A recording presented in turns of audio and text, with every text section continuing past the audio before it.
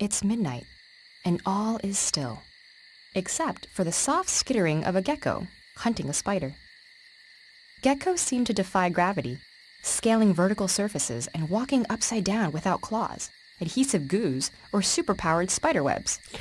Instead, they take advantage of a simple principle, that positive and negative charges attract. That attraction binds together compounds like table salt, which is made of positively charged sodium ions stuck to negatively charged chloride ions. But a gecko's feet aren't charged, and neither are the surfaces they're walking on. So, what makes them stick? The answer lies in a clever combination of intermolecular forces and structural engineering. All the elements in the periodic table have a different affinity for electrons. Elements like oxygen and fluorine really want electrons, while elements like hydrogen and lithium don't attract them as strongly. In atom's relative greed for electrons, it's called its electronegativity. Electrons are moving around all the time and can easily relocate to wherever they're wanted most. So when there are atoms with different electronegativities in the same molecule, the molecule's cloud of electrons gets pulled towards the more electronegative atom. That creates a thin spot in the electron cloud where positive charge from the atomic nuclei shines through, as well as a negatively charged lump of electrons somewhere else. So the molecule itself isn't charged, but it does have positively and negatively charged patches. These patchy charges can attract neighboring molecules to each other. They'll line up so that the positive spots on one are next to the negative spots on the other. There doesn't even have to be a strongly electronegative atom to create these attractive forces. Electrons are always on the move, and sometimes they pile up temporarily in one spot.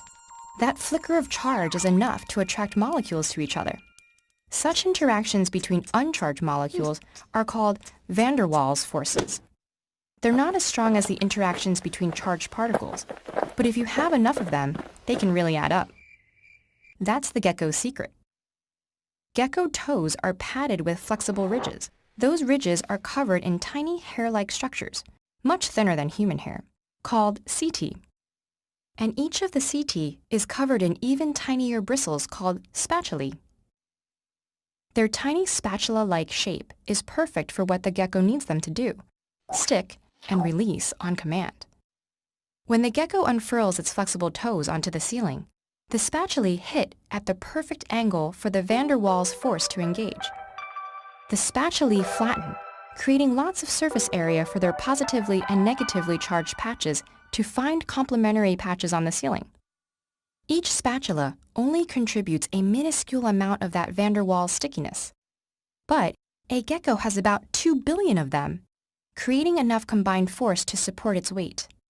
In fact, the whole gecko could dangle from a single one of its toes. That super stickiness can be broken, though, by changing the angle just a little bit. So, the gecko can peel its foot back off, scurrying towards a meal or away from a predator.